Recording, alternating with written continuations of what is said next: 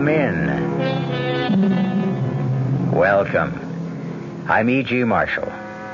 Welcome to our world of mystery and the macabre. The Romans called her Venus. The Greeks knew her as Aphrodite. To other ancient peoples, she was Ishtar, Isis, and Astarte. But whatever the name, she was always the same. The mysterious, passionate, voluptuous goddess of love, and sometimes of death. Our mystery drama, The Venus de Ile, was especially adapted from the Prosper Mérimée classic for the Mystery Theater by Sam Dan and stars Norman Rose. It is sponsored in part by the Kellogg Company, makers of Kellogg's Special K cereal, and by new sugar-free Diet 7-Up. I'll be back shortly with Act 1. When you feel like having a cold Budweiser, do you automatically reach for a glass? Well, sure, Bud's a great beer any way you drink it. But without a glass, you're really missing something. Now, take that wonderful Budweiser head of foam, for instance. Those bubbles, tiny though they are, still amount to something pretty special at the top of your glass. Taste appeal and eye appeal. Two results of exclusive beechwood aging and natural carbonation. It takes a lot longer to brew Budweiser that way, but brewing beer right does make a difference that you can taste. That's why, when you say Budweiser, you've really said it all. Anheuser-Busch, St. Louis.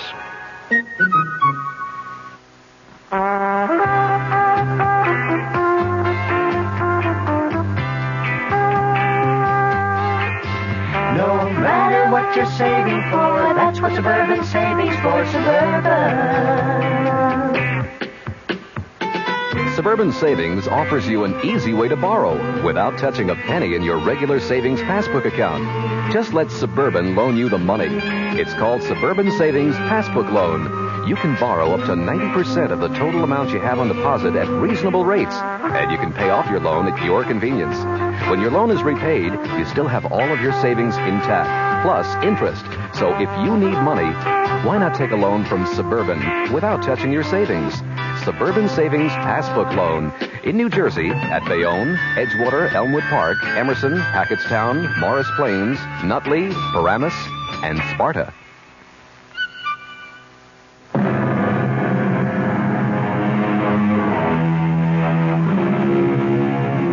Place your bets, ladies and gentlemen. Thank you. And now, mesdames et messieurs, we play. And it is 13 rouge, 13 red.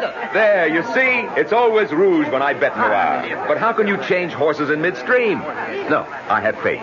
50,000 francs on the black.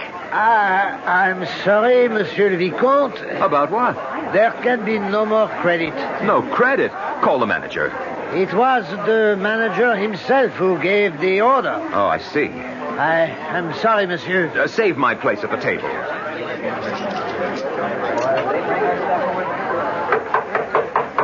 Come in. Ah, Claude. Have a chair, my boy. Monsieur Armand, is this how you treat an old friend? We'll have a glass of champagne. Fabulous flavor. What is the meaning of Have this? a cigar. Just arrived from Havana. Have a chair, have a glass of champagne, have a cigar. I'm waiting to hear you offer me what I came in for. And what's that? Credit. Credit. Let me talk to you like a father. I can see where this is leading. No credit. Had you not come to see me, I would have gone to see you. Why? You owe this establishment 1 million francs. And? And there are those who will demand payment. Those who will take drastic steps if payment is not forthcoming within the next few days. What are you talking about? My boy, we are now... How can I say this? Well, we are now organized. Organized? We are owned by a syndicate, and all debts must be collected. They will be collected by people who are known as enforcers, I think. Will you extend me credit or not? Claude, please listen. The syndicate has been through my books. You are in danger. You expect me to be frightened by these hoodlums? Claude, give me some assurances that you can pay, or else please disappear for a while. I have a document that will not only encourage you to extend credit, but will also satisfy the vultures who seem to be running your establishment. The document? I have here a letter from Mademoiselle Eloise Calvert. The heiress? Yes, the heiress, the wealthiest young lady in France, in which she says, among other things, "My darling Claude, if you refuse to marry me, I don't think I care to live any longer." She says that? Now, I would assume that this should serve as a gilt-edged letter of credit, a document even stronger than the Bank of France. May I see the letter? If you insist. Fine. On the basis of this, your credit is unlimited. But make sure the engagement is announced within 3 or 4 days. Of course. And perhaps sooner.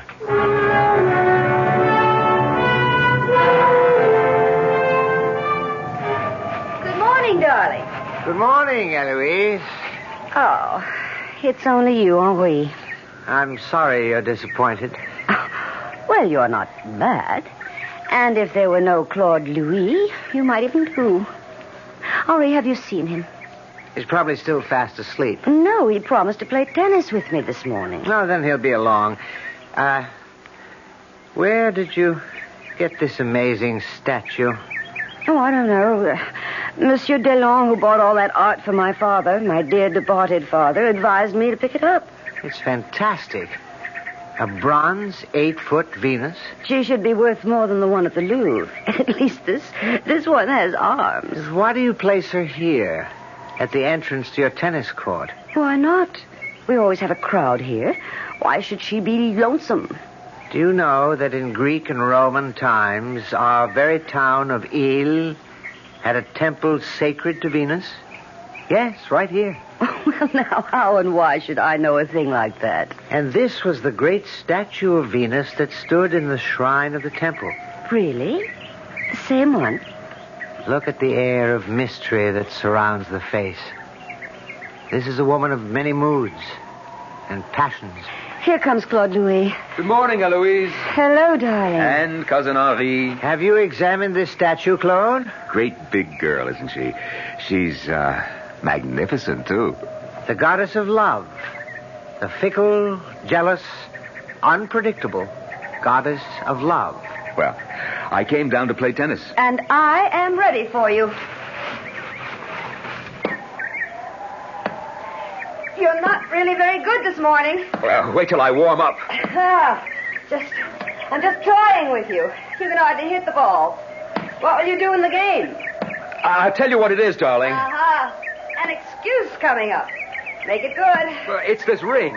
This ring I'm wearing. That big, ostentatious, vulgar ring. Now. It belonged to my father. Well, I never liked it. Stop. Stop for a minute. I want to take it off. I can't grip the racket properly. Now, where can I put it? I don't have a pocket in these trousers. Well, why don't you just throw the ugly thing away? I'll buy you a new one. Oh, now, darling, it has a very sentimental value. Oh, I know a good place for it. Excuse me a minute. Where are you going? I'll just put it on Miss Venus's finger. And I thought you came here to put a ring on my finger. No, Claude, no. No, what? Don't do that. It's what? I was about to say blasphemy, but that's not really the word. Oh, Henri, what are you talking about? But it just doesn't seem right. After all, she is the goddess of love, and you can't... Yes? You're offering her your ring, which means you're asking her to marry you. Do you have any idea what you're saying, Henri? That is, symbolically, of course. Eloise, is your cousin always like this? Well, he's a very deep person. Claude, I wouldn't do that if I were you. Don't put that ring on her finger. Why not? There we are. It fits her perfectly. Looks good on her, too. All right. Now let's see if that ring really was what cramped your style, Claude. Let's see you get that one. Oh, dear. Nice. but you'll have to do it again. Watch out. You were better than last time, but still not good enough. Well, if all I did was play tennis all day... Why don't you? Uh-oh. It's going to come down any minute. Let's run for the house. We shouldn't be out here in the lightning. Hey, Henri, get my ring, will you? And meet us in the house, Henri. Come on, Claude. Wait a minute. Oh, he's just standing there. Darling, it's going to pour any second. What's the matter with him? Henri! Eloise, is he all right? Well, let's go see. Henri. Henri? Henri, what are you staring at? Your ring, Claude. Well, what about my ring? It won't come off her finger. What? Try it. Try it yourself. Just try to take it off. All right, I will. Please hurry. We'll be drenched. See what I mean, Claude? What does he mean, Claude? This ring, my ring, for some reason, I can't seem to get it off her finger. What on earth are you talking about? Just take it off. Well, it seems to be stuck. Why? I don't know. Wait. Why are we just standing around in the rain? Why won't this ring come off? I can't even move it. Well, you worry about it. I'm going into the house before I get soaked. Henri, why can't I get this ring off? Why?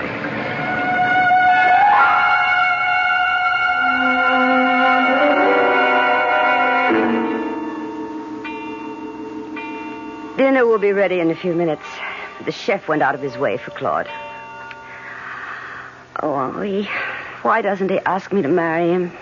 Who? The chef? No, idiot, Claude. He will. After all, he's penniless. Oh, now that's not worthy of you. I'm sorry. Where is Claude? He's out on the tennis court. Now? It seems he still can't get his ring off that goddess's finger. I don't believe it. You want to go see? In this rain? No, thank you. Ah, Claude. Oh, darling, look at you. You're dripping wet. Well, I'm sorry. I'll go right upstairs and change. What were you doing outside? Well, I know it sounds silly, but I was trying to get my ring off her finger. And did you? No. There could be a kind of secret spring, and it snapped, and it sort of curved her finger around it. I don't know what to do about it. Is it all right if I just leave it there? Oh, I never liked that ring. If the statue wants it that badly, let her have it.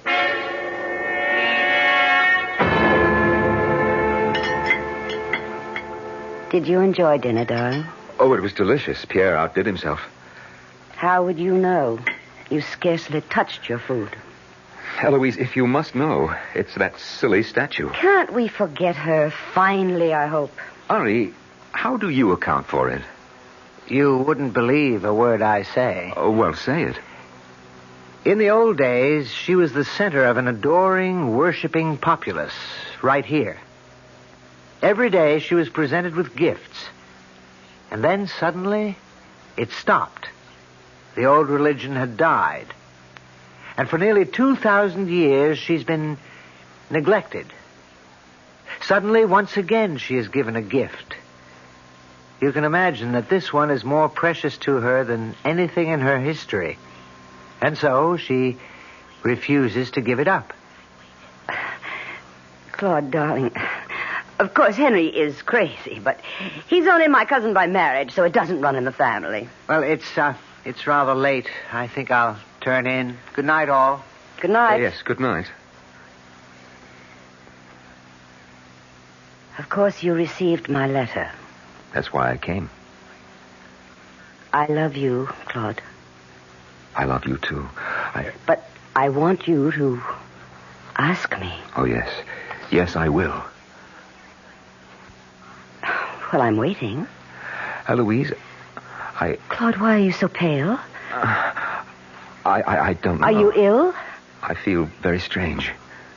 How? As if I hear music. Music? But there's no... It's an unusual kind of music. I've never heard anything like it before. Claude, you belong to me. You have given me your ring. You belong to me. You belong to me forever.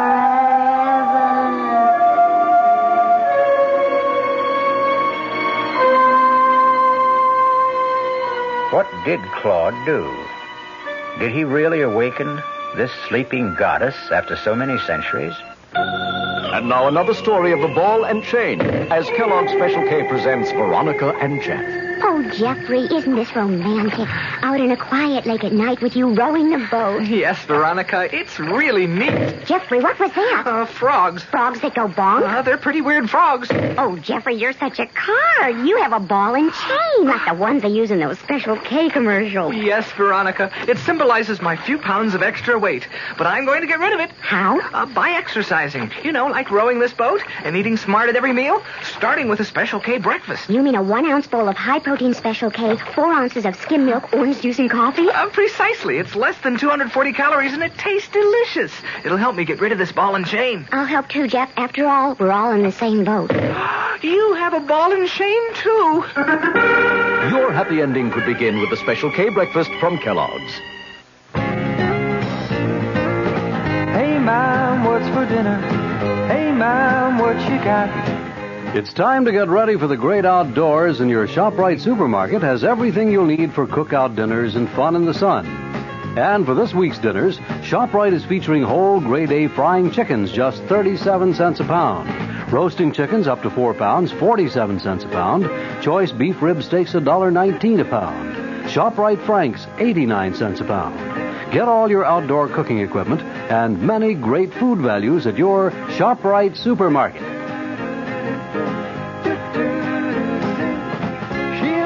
Family, she wants the best. She does all that she can do. She lets ShopRite do the rest. Hey, Ma, what's for dinner? ShopRite has the answer. This is WOR New York, your Mystery Theater station.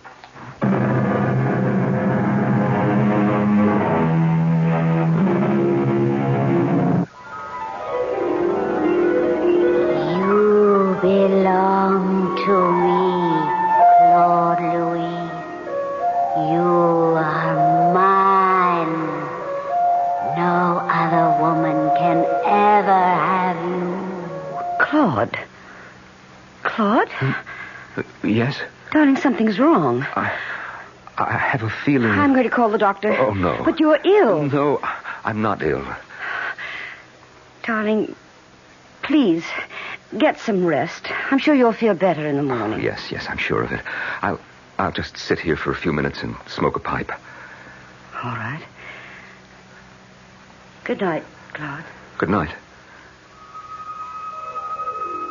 My beloved Claude Louis, my beloved.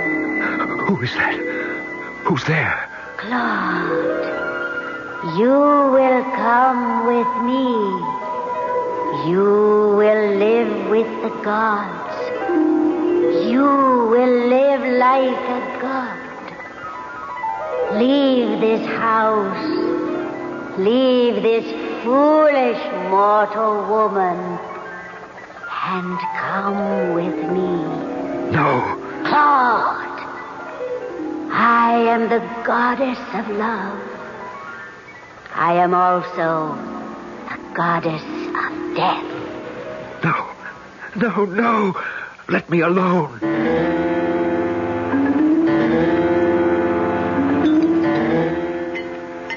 Well, good morning, darling. Good morning. I had to appear to prepare an especially delicious breakfast, so I do hope you're hungry. Mademoiselle Eloise. Monsieur Claude? What is it, René? Monsieur Claude, you asked me to see about the ring. What ring? Oh, that ring. Were you able to... The ring just won't come off. It's like fused to the metal. Could that be possible somehow? No, sir. It is not possible unless you welded it on there, which you didn't. Well, then what's to be done? Nothing. Unless you want to cut the finger off. Oh, no. I am so tired of all this chatter about that silly ring. Oh, thank you, Renee. I appreciate what you've done. Yes, Monsieur Claude. Good day. I tried my best. I'm sorry I bought that ridiculous statue. She's hardly ridiculous. And now you're starting to talk like Henri. I'm sorry. I keep asking myself, why did I have to fall in love with you? Because I'm charming and handsome. No, well, the sensible thing would have been to fall in love with Henri. Darling, I'll go up and change and meet you at the tennis court.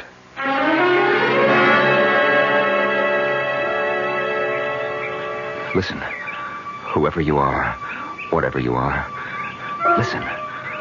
I put that ring on your finger the way you place a hat on a rack or a coat on a hook. I wasn't thinking of... Well, I certainly didn't mean anything by it. So, if this is all a practical joke, fine. The joke's on me. But if you really are a goddess and you're taking this seriously, what would you want with me, anyhow? You are my beloved. I'm trying to explain. I must marry Eloise Calvert. I have no choice. I am your bride. I will share you with no mortal woman. I will see you dead first. I didn't know you were in the habit of talking to yourself. Oh, Henri, what are you doing here? Eloise sent me. Her lawyer has just arrived from Paris. He has papers for her to sign. Oh. In anticipation of your coming marriage, she's having considerable property signed over to you. Oh. Something wrong with you this morning? Well, yes, it's that damn statue. Claude, I shouldn't say this. Shouldn't say what? I have good advice for you, even if it goes against my own interest. Please, forget about that statue. Forget? This whole affair about the ring and the mysterious fact that it won't come off is starting to frighten Eloise. Frightened? She doesn't like to be frightened. Well, who does? She's been fantastically rich all her life. She's always had everything she wanted by snapping her fingers. Except you. Well, she's got me. No, not quite yet. Instinctively, you know how to treat her. You don't fall at her feet the way the rest of us do. You maintain a kind of reserve. That's because you know all about women. You flatter me. Even now, you're playing her to perfection. True, it's a formality, but she wants that ritual declaration of love, that beautifully stated proposal of marriage, and you delay it exquisitely. But I came here to propose. You've already proposed to one goddess. Stop that, will you? The goddess of love. And now you intend to propose to another. Eloise? A goddess? Of course. The goddess of wealth and power. How fortunate. Each of these goddesses wants you as her consort. Oh, Henri, sometimes I wonder about your sanity. That's just another way of saying that you wonder about your own. Why won't the ring come off? Well, there must be an explanation. Yes, there is. You're the fiancé of Venus. She won't give you up. I mean a rational explanation. It makes sense to me. And it also makes sense to you. You don't have to admit it. Well, I came here to propose to Eloise. Then why don't you do it? I will. I'll take her out to dinner tonight, and I'll ask her to marry me.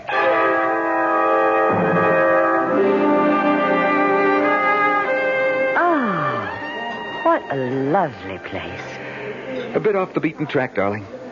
And the food. I wanted a perfect setting. For what? For the most important statement of my life. Flatterer. Of course I'm a flatterer. And you love flattery. Doesn't every woman? Oh, I can see we're going to be a very straightforward couple. Yes. Eloise, Yes? I want to ask you to... I'm waiting. You're mine, Claude. You gave me your ring. But I told you... Claude, you may play with other women.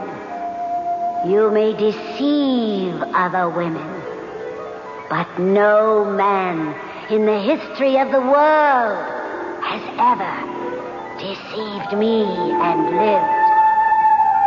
I am Venus. I am Aphrodite. I am Astarte. I am Isis. I am Ishtar. But I only... Hundreds, thousands, numberless races of men on this planet have worshipped me under numberless names. And now, I choose you. I choose you, Claude Louis. You belong to me. You are mine. You must leave this woman. Claude. I must be... Darling, something is wrong. No, I just feel very... Very what? See, you can't say. You don't know. But I know. Do you? I spoke to Dr. Legrand. He told me all about men like you. Men like me? Yes. It has to do with the fear of becoming a husband. But I have no fear of... Yes, you do. Oh, you do. Way down, deep down in the subconscious where you're unaware of it. You're giving up the old, wild freedom. And you're just not sure you want to... Oh, but I am... Well, I intend to be patient. I love you. Good evening, Claude. Oh, well, good evening, Monsieur Ormond. I was dining here with some associates, and I thought I would come over to pay my respects. Oh, yes. Darling, may I present Monsieur Ormond? I am honored, mademoiselle. Enchanté. Well, Claude, I had expected... Yes? Apropos of our last discussion, I had expected a settlement or a statement. Yes, I know.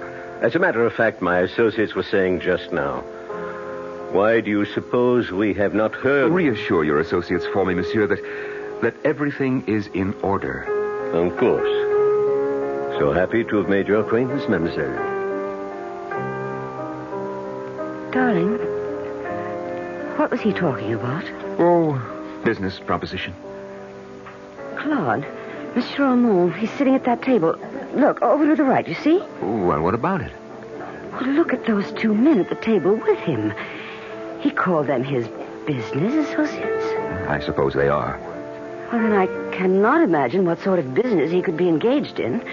Those two men are the worst-looking thugs I've ever seen in my life. Now, darling, you shouldn't judge by appearance.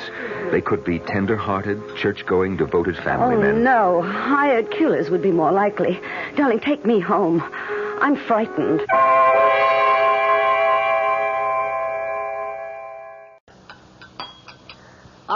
Good morning, Claude. Morning, Henri.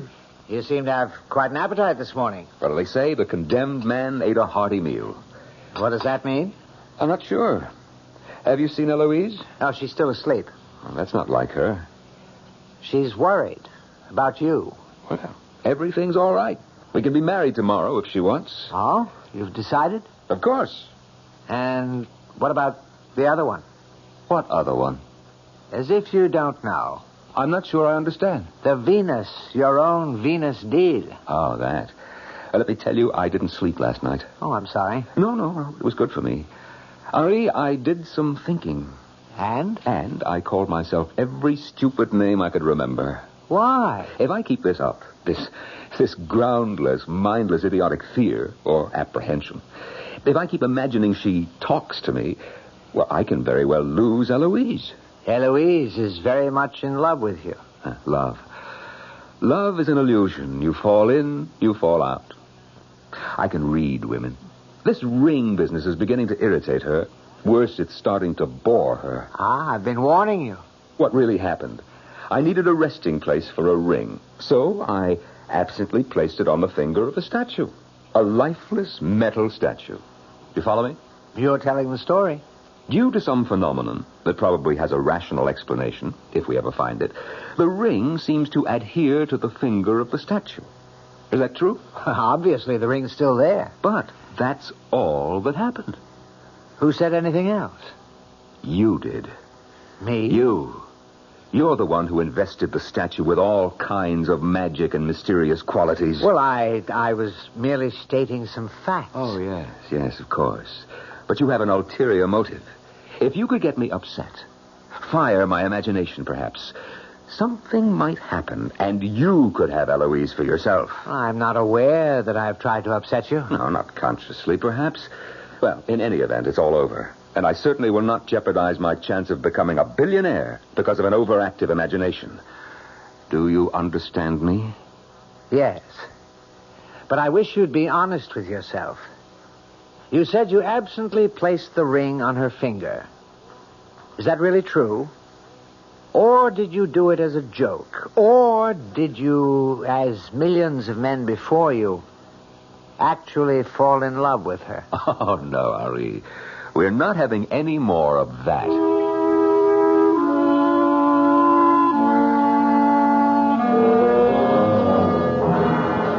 Well, old girl, I must say it was exciting.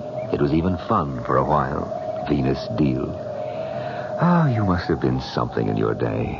All woman. Oh, no. No, madame. I'm wise to these little tricks of the mind. Not this time.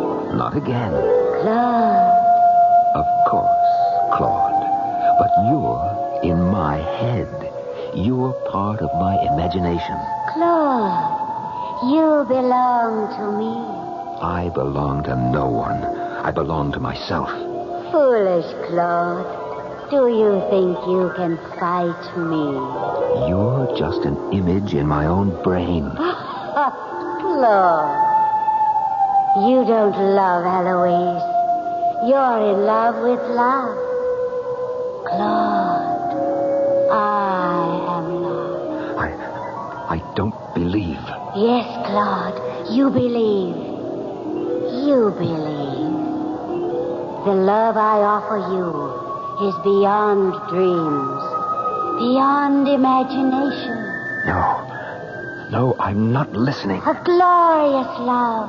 No, please. Don't be frightened. Come with me. Live with me.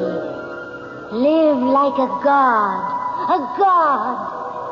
Live on love. No. You asked me, Claude. You gave me your ring. You wanted me. You always wanted me. Say it. No. Say it, Claude. Say the truth. Yes. Yes. Then, come with me. Now.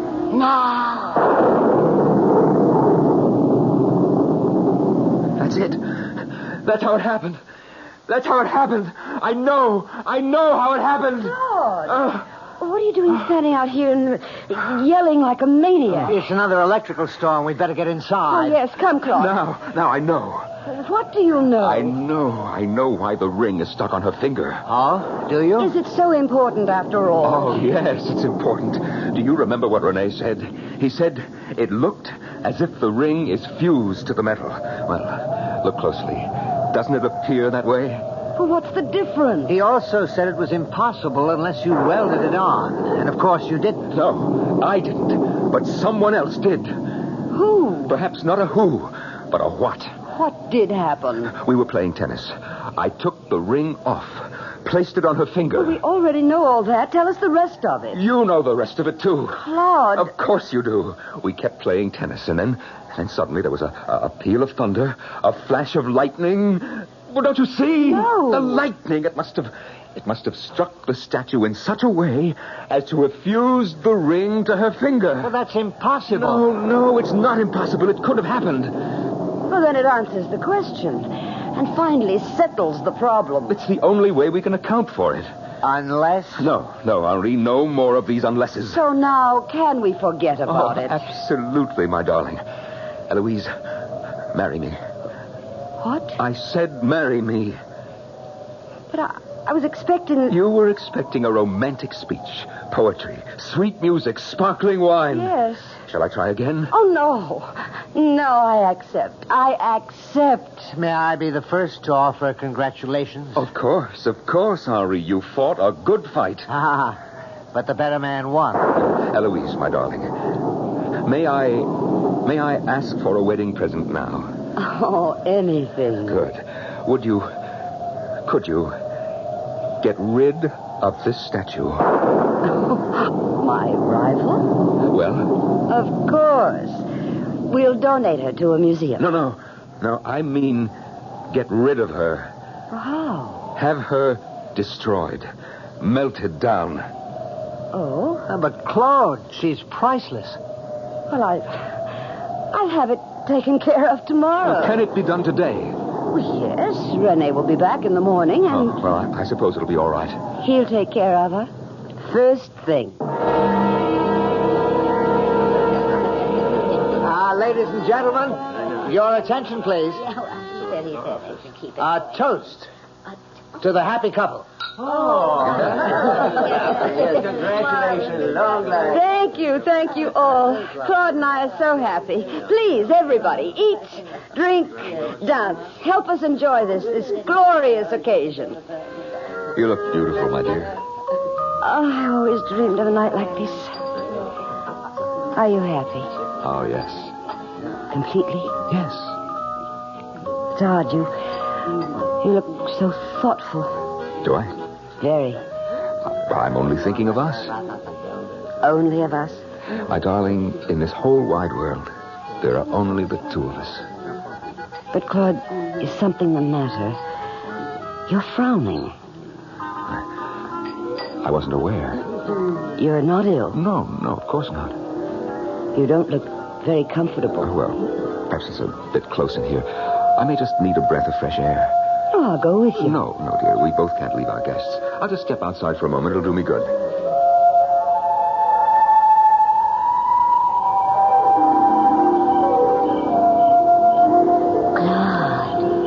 Claude Louis. No. You fool. I won't believe it. What won't you believe? I won't believe you are there. You have dared to trifle with the heart of a goddess. I don't know what you're saying. I offered you my love.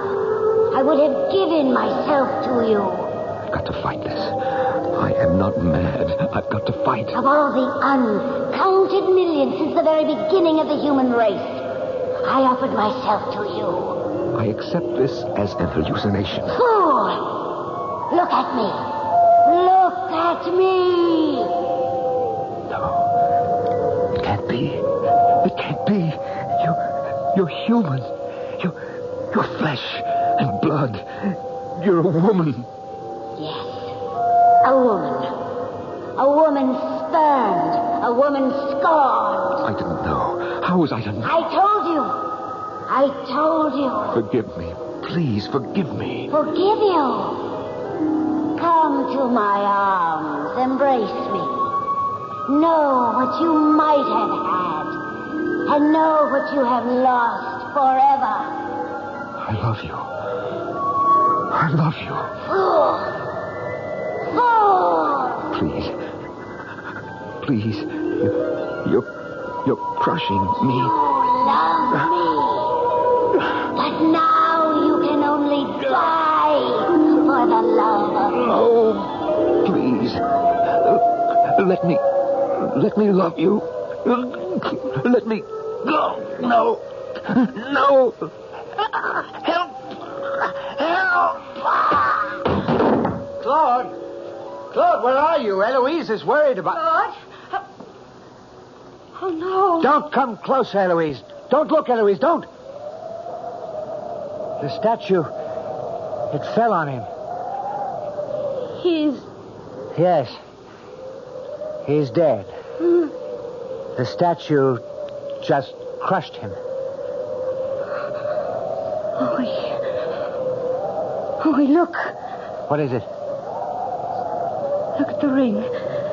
That ring. I don't see the ring. Look. Where? On Claude's finger. Oh. The ring is back on Claude's finger.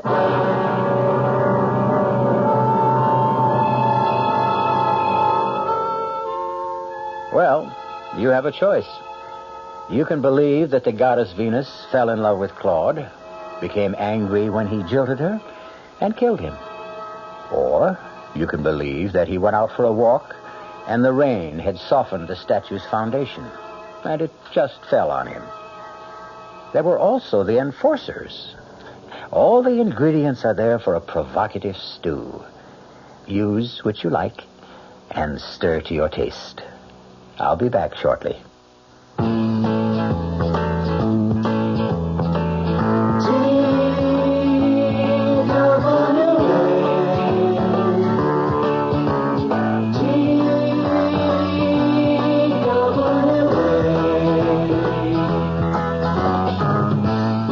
You couldn't afford to fly to California this summer, TWA has some good news for you. You can. Thanks to TWA's demand schedule service, you can fly to California for only $125. Just make your reservations 90 days before you want to go and put down a $20 deposit for each way. For all the details, call your travel agent. TWA's demand schedule service. Now you can afford to fly to California.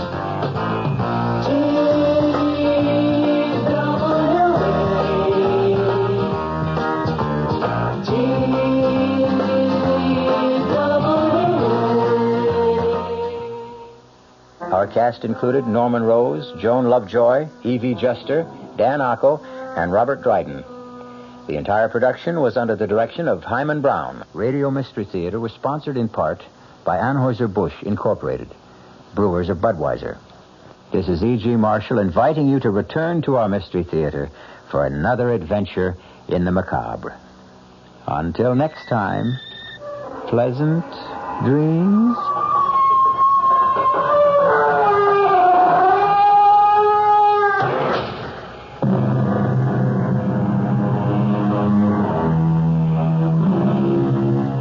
The WR Mystery Theater has been brought to you by ShopRite Supermarkets, where you get a lot more for a little less, and by Suburban Savings, with offices throughout North New Jersey. The preceding Mystery Theater program is furnished by the CBS Radio Network. This is Mary Helen McPhillips. Remember a few years back when you couldn't get a newspaper to read because there was a strike? Well, that prospect once again looms on the horizon. And tomorrow morning at 10:15, my guest will be Sheldon Zelaznik, editorial director of New York Magazine. And he'll explain the problems that currently face New York City's daily newspapers. So join me at 10:15.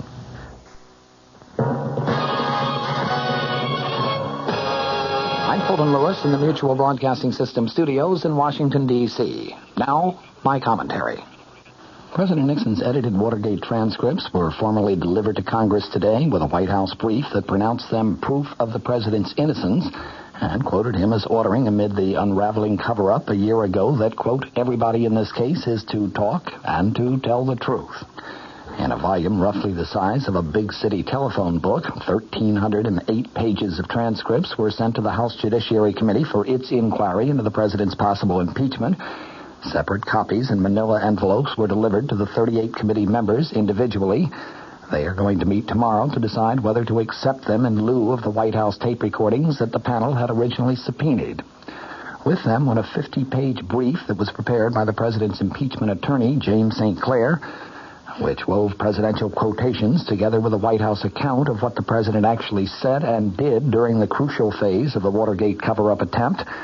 The St. Clair paper concludes, quote, throughout the period of the Watergate affair, the raw material of these recorded confidential conversations establishes that the president had no prior knowledge of the break-in and that he had no knowledge of any cover-up prior to March 21st, 1973. In all of the thousands of words spoken, even though they often are unclear and ambiguous, not once does it appear that the President of the United States was engaged in any criminal plot to obstruct justice. While the official business today was the delivery of those papers to the House panel, their public release was perhaps more crucial to the president's latest effort to clear himself and settle the Watergate scandal.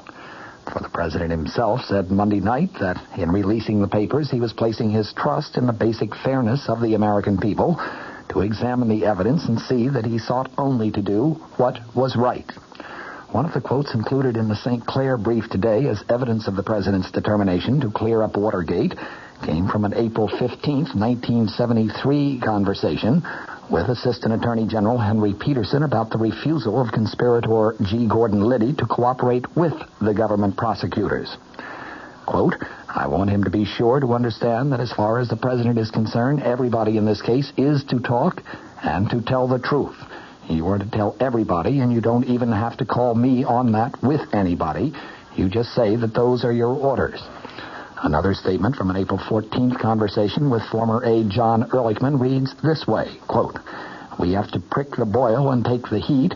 Now that's what we're doing here. We're going to prick this boil and take the heat. I am not overstating.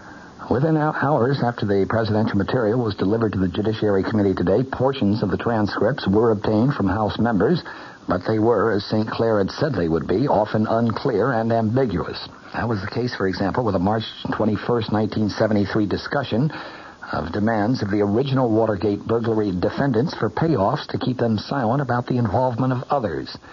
At one point in that very critical conversation, according to the transcript, there was a discussion about payoff demands and the likelihood that they would later be followed by demands for executive clemency, both of which President Nixon rejected. But later, the transcript shows this exchange in a discussion of the demand of Watergate conspirator E. Howard Hunt that he be paid $120,000. The exchange goes like this, President Nixon saying, you have no choice but to come up with the $120,000 or whatever it is, right? John Dean III, then White House counsel, replied, that's right. The White House brief said flatly that the president rejected the payment of $120,000 or any other sum to Hunt or to any other Watergate defendants. But St. Clair noted today the transcript does contain ambiguities and statements which, taken out of context, could be construed to have a variety of meanings. In prefacing his narrative account of the president's statements and actions, St. Clair repeated the president's offer to have New Jersey Democrat Representative Peter Rodino, the Judiciary Committee's chairman, and Michigan Republican Representative Edward Hutchinson, the ranking Republican member of the panel, listen to the actual tape recordings, quote, to satisfy themselves that a full and complete disclosure of the pertinent contents of those tapes had indeed been made. The White House brief said unnecessary expletives, characterizations of third parties, and material not involving the president's conduct had been edited out of the transcripts. Deletions were indicated with parenthetical notes in the body of the transcripts. The transcripts did bear out the president's prediction that they would end the speculation about the Watergate issue. For example, on February 28th of 1973, during a discussion of a formation of a special Senate committee headed by Senator Sam Ervin to investigate Watergate, the president said, I frankly say that I would rather they would be partisan rather than for them to have a facade of fairness and all the rest. Ervin always talks about his being a great constitutional lawyer. On September 15th, 1972, the president, John Dean, and H.R. Haldeman discussed the fact that a General Accounting Office auditor was examining presidential campaign contribution records at the request of House Speaker Carl Albert. Haldeman, during that conversation, said, maybe we better put a little heat on him. The him being Albert. The president responded, I think so too. Haldeman then said, what we ought to do is to call the speaker and say, I regret that you caused us to do this to you. And the president responded, why don't you see if Harlow, he was referring to presidential aide Bryce Harlow, why don't you see if Harlow will tell him that? But the initial incomplete transcripts that became available on Capitol Hill proved, as the presidential lawyer St. Clair had predicted, very inconclusive on the primary issues of precisely when the president learned of various aspects of the Watergate scandal. The White House brief, constructed generally along chronological lines, notes that no one, not even Dean as the president's chief accuser, has alleged that the president had advance knowledge of the wiretapping burglary at the Democratic Party headquarters on June 17th of 1972. It quotes the transcript of a Nixon conversation with Dean. This one was held on February 28, 1973, in which the president said, quote, of course, I am not dumb, and I will never forget what When I heard about this forced entry and bugging, I thought, what is this? What is the matter with these people? Are they crazy? I thought they were nuts. Dean has testified that after a September 15th, 1972 meeting with the president, he had, in his words, the impression that the president was well aware of what had been going on regarding the success of keeping the White House out of the Watergate scandal. And, in Dean's words, I also had expressed to him my concern that I was not confident that the cover-up could be maintained indefinitely. The White House brief, submitted to the Congress today, said that the tape of that meeting does not support Dean's testimony that the president was aware of the cover-up of the Watergate involvement. It quotes the president as saying, "Oh, well, this is a can of worms, as you know, a lot of this stuff that went on, and the people who work this way are awfully embarrassed. But the way you have handled all this seems to me has been very skillful in putting your fingers in the leaks that have sprung here and have sprung up there." St. Clair today explained that the president, in that sentence, was speaking about the politics of the matter, such as civil suits, countersuits, Democratic efforts to exploit Watergate as a political issue, and the like. He was not speaking in the context of any plot to obstruct justice. The reaction of the House Judiciary Committee to the president's actions of the past 24 hours is not yet known. This afternoon, Democrats and Republican members of that panel were caucusing separately, and tomorrow they'll get together and render their joint opinion. The president, I imagine, will be happy if he has succeeded only in rallying the Republican members of that panel into his corner. A partisan split within the impeachment inquiry would serve to discredit the inquiry to the point where the entire probe would have little, if any, public credibility. Today, some of the more ardent Nixon critics on the House panel, specifically Massachusetts Democrat Representative Drinan and California's Democrat Representative Waldy, stated that in their view, the president's response to the Judiciary Committee subpoena was totally unacceptable. They will take nothing more than the complete original tapes, not edited transcripts. They, in fact, will not even consider the president's suggestion that the full tapes be heard by Chairman Rodino and Representative Hutchinson. That will not be acceptable. They want the full tapes turned over to the full committee. At the very least, they want them heard in their entirety by the minority and majority counsels of the committee. The majority view of the committee Democrats, then, we can expect to be a little less extreme than that. The Republican view, we can expect to be even more moderate. I'll have more for you now in just a moment. Service. We're big on that. When you buy an airline ticket, you're buying service. And at Ozark, we try to give you your money's worth. Service in making reservations, planning your trip, at the ticket counter, service on board. Ozark didn't get where it is by being small in things that really count. Service, we're big on that. Go Ozark Jet to Champaign, Urbana, Peoria, and Springfield, Illinois. Call Ozark or your travel agent. What the president has done, in effect, has been to throw the ball back into the Judiciary Committee's court. His approach last night, I think, seemed fair and equitable from a public opinion point of view, and public opinion, as I have stressed before, is going to have a tremendous impact on the entire impeachment process. The president, it is true, did not turn over the complete tapes. To have done so, he felt, and I think properly so, would have established a precedent which may have permanently impaired the separation of powers, the part of the Constitution which sets up the three branches of government as being separate but equal. It would have also permanently endangered the right of privacy and independence of the executive branch of our government. The president, on the other hand, did not invoke executive privilege in its entirety. He seemed to be cooperative, very cooperative with the impeachment inquiry, and he seemed to be very cooperative with the public as a whole, making the heretofore secret transcripts of the Watergate tapes public material. From the Mutual Studios in Washington, I'm Fulton Lewis, and that's the top of the news as it looks from here.